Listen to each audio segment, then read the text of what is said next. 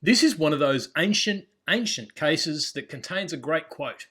Lots of people know the quote, but the case itself is written in such old-fashioned legal gobbledygook that few people try to unpack it. Let's have a try. We start with a fellow named William Cook.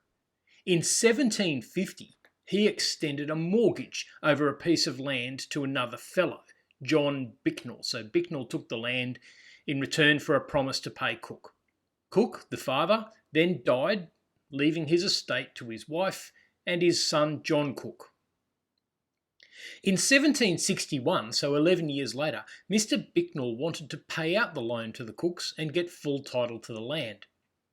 He arranged to make the payment, but the question then arose whether John Cook could be compelled to hand over the title deeds, even when the mortgage was repaid.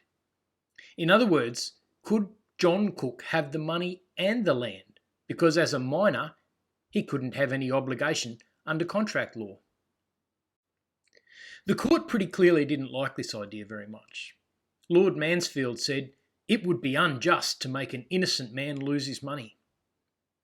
But in order to compel the minor to comply with obligations under contract law, the court had to find a principled way to do it, because in general the rule is that minors cannot be bound by contracts.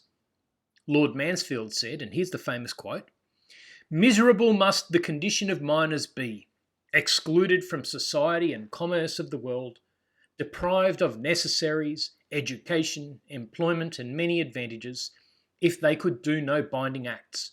Great inconvenience must arise to others, if they were bound by no act.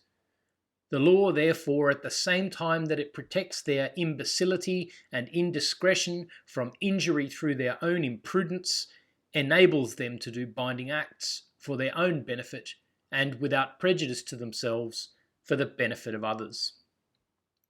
This statement has become the foundational rule for minors entering into contracts in our system of contract law. Minors can enter into binding contracts provided they are advantageous to the child and provided they are for necessaries, education, or employment. The objective is to allow minors to participate in society without allowing others to take advantage of them. A 250-year-old case, which is as relevant today as the day it was heard.